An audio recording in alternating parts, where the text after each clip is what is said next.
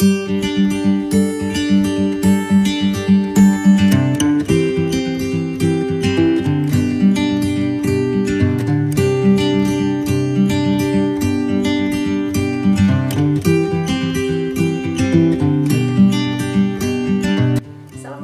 warahmatullahi wabarakatuh. Apa kabar anak-anakku sekalian?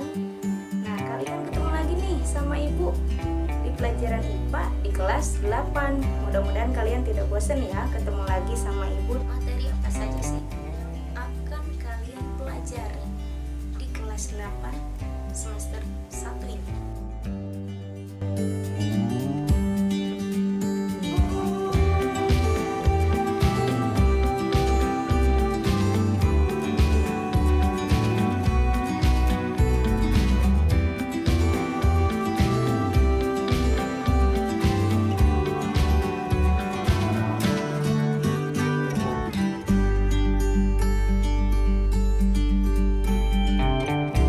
Hal pertama yang akan kita pelajari adalah gerak benda dan makhluk hidup di lingkungan sekitar kita. Baiklah, langsung saja kita mulai. Pertama-tama, coba kalian perhatikan video ini. Ada apa saja sih yang bergerak? Ya, betul. Ada mobil, ada juga burung. Sekarang pertanyaannya, apa sih yang dimaksud dengan gerak?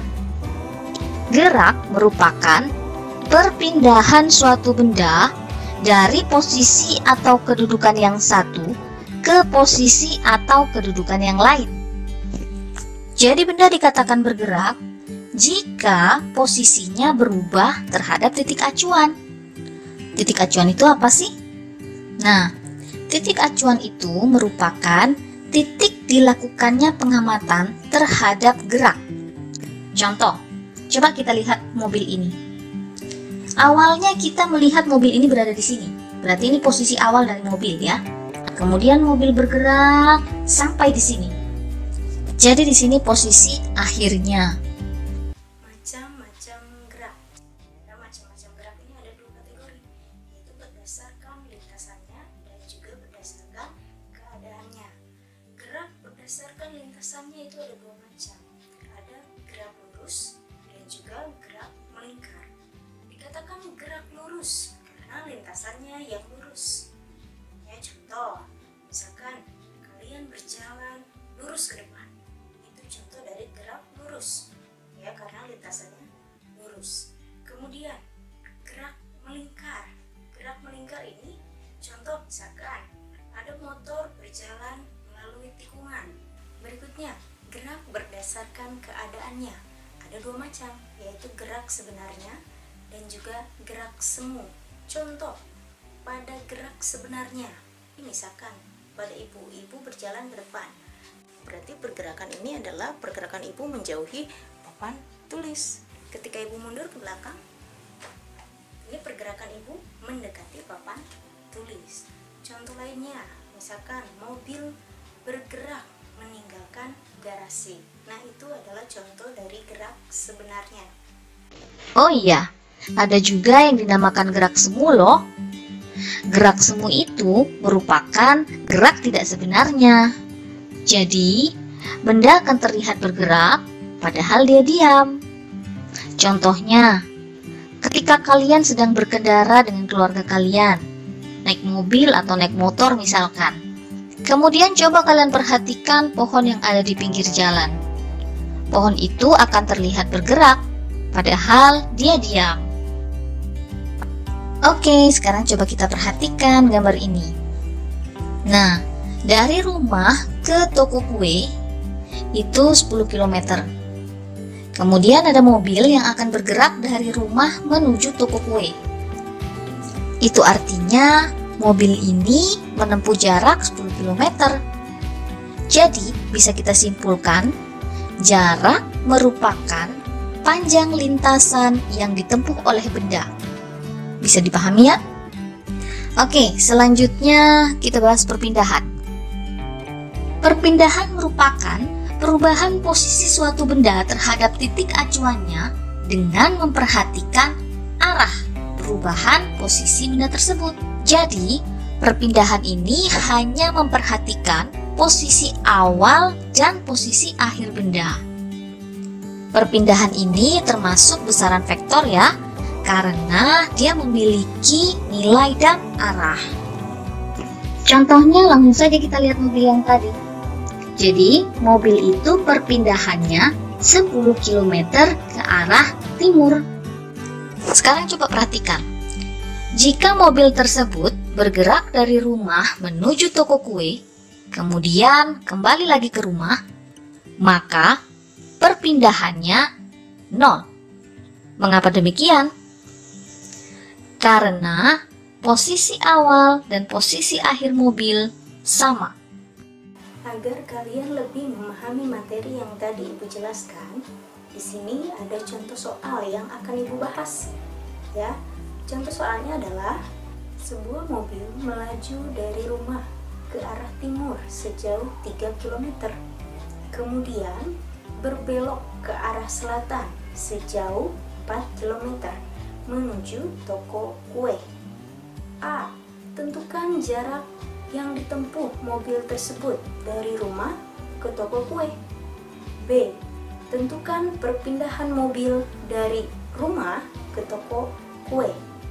Baik, kita bahas sama-sama ya, bagaimana cara mencari jarak dan perpindahan dari mobil tersebut.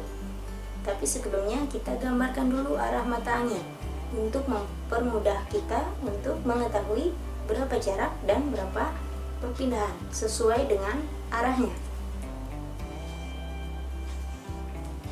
Arah mata angin di atas biasanya ini utara. Kemudian di bawah ini selatan. Arah kanan ini adalah timur. Dan arah sebelah kiri ini adalah barat. Di soal, mobil melaju dari rumah ke arah timur. Berarti awalnya mobil ini bergerak dari rumah. Ya, ini adalah rumah. Nih, bergerak ke arah timur. Berarti bergeraknya ke arah kanan. Ya, bergerak ke arah timur sejauh 3 km. 3 km. Kemudian, setelah bergerak ke arah timur, mobil tersebut berbelok ke arah selatan. Ya, berarti arahnya ke bawah, ke arah selatan sejauh 4 km. 4 km. Ya, jadi bisa digambarkan seperti ini. Kurang lebih pergerakan dari mobil tersebut dari rumah ke toko kue. Anggap ini toko kue. Ya, di sini toko. Di sini bagian A. Bagaimana cara mencari jarak? Jarak yang ditempuh oleh mobil tersebut dari rumah ke toko kue dengan arah seperti ini. Caranya mudah. Untuk mencari jarak, kalian hanya tinggal jumlahkan saja keseluruhan yang ditempuh mobil tersebut. Ya, misalkan dari sini terlihat di sini mobil bergerak dari rumah ke arah sini 3 km. Kita masukkan 3 km.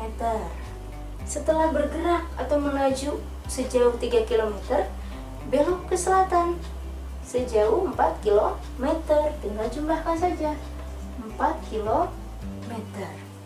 Nah, tinggal dijumlahkan jarak tersebut, di mana jarak awalnya 3 km ditambah 4 km, maka jarak keseluruhan mobil tersebut dari rumah ke toko kue adalah 3 ditambah 4, yaitu 7 km. Maka jarak tempuh mobil dari rumah ke toko kue adalah 7 km. Sampai sini bisa dipahami? Baik, kalau bisa dipahami, kita teruskan untuk mencari perpindahan. Bagian B, perpindahan. Baik, sesuai dengan penjelasan Ibu sebelumnya, perpindahan ini adalah perubahan posisi awal dengan posisi akhir. yang dipengaruhi oleh arah benda tersebut. Ya, berarti di sini kita bisa lihat bahwa posisi awal mobil tersebut adalah di rumah. Ya, mobilnya awalnya sini, posisi awal. Ya, ini posisi awalnya. Dia bergerak ke arah timur, kemudian bergerak ke arah selatan. Posisi akhirnya di mana? Posisi akhir mobil tersebut ada di toko kue. Di sini. Ya, ini posisi akhir. Nah, kalau perpindahan, kalian hanya tinggal melihat posisi awal dan posisi akhirnya. Hubungkan dari posisi awal ke posisi akhir. Nah, bisa kalian lihat ini membentuk segi 3, di mana garis penghubung tersebut ternyata kalau kita lihat ini seperti garis miring pada segitiga. Ya, kita bisa lihat di sini posisi awal, ini posisi akhir. Kita tarik garis, ternyata membentuk garis miring pada segi 3. Nah, kita cari. Yang dicari ini adalah garis miring ini. Garis miring pada segitiga tersebut. Masih ingat tidak cara mencari garis miring pada segitiga? Nah, betul, menggunakan Pythagoras. Berarti ketika kita mau mencari perpindahan suatu benda apabila ternyata membentuk garis miring pada segitiga, berarti kita harus mencarinya dengan cara rumus Pythagoras. Ya, di sini kita tinggal masukkan saja ke rumus Pythagoras, di mana akar 3 pangkat 2. Dari mana 3? 3 ini adalah jarak tempuh yang awal. Ya, jarak tempuh awal yang tadi dari rumah melaju ke arah timur, ditambahkan akar 4 pangkat 2. Dari mana angka 4 ini? Ini adalah jarak kedua ketika mobil tersebut bergerak ke arah selatan, ya, yang pada akhirnya sampai pada toko kue.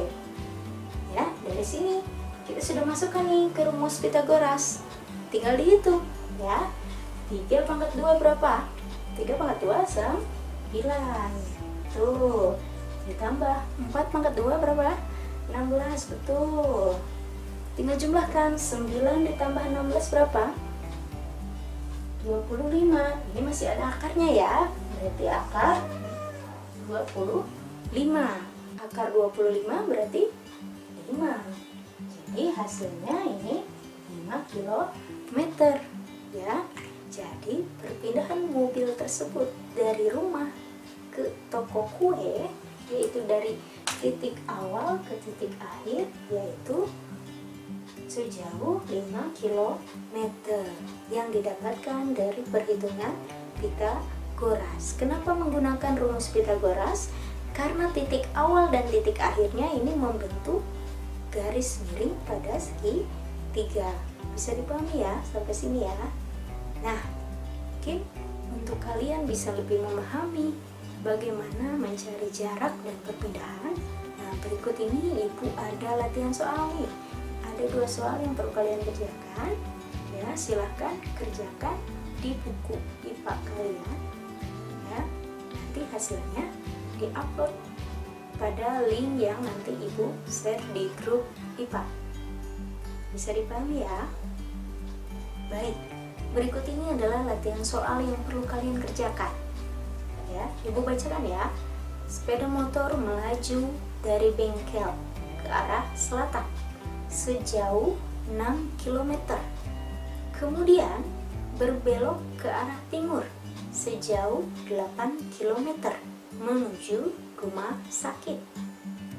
Nah, tentukan jarak yang ditempuh sepeda motor tersebut dari bengkel ke rumah sakit.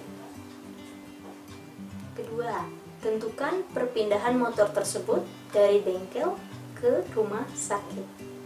Baik, silahkan kalian kerjakan di buku IPA kalian. Setelah kalian selesai mengerjakan, fotokan hasil pengerjaan kalian lalu upload pada link yang nanti akan Ibu share di grup IPA.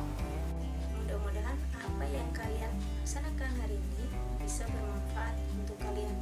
Mudah-mudahan kalian selalu dalam keadaan sehat agar kita bisa melaksanakan pembelajaran IPA di pertemuan-pertemuan berikutnya. Jadi, Ingat, tetap semangat berprogres. Assalamualaikum warahmatullahi wabarakatuh. Selamat pagi semua. Sampai ketemu di pertemuan berikutnya. Dah.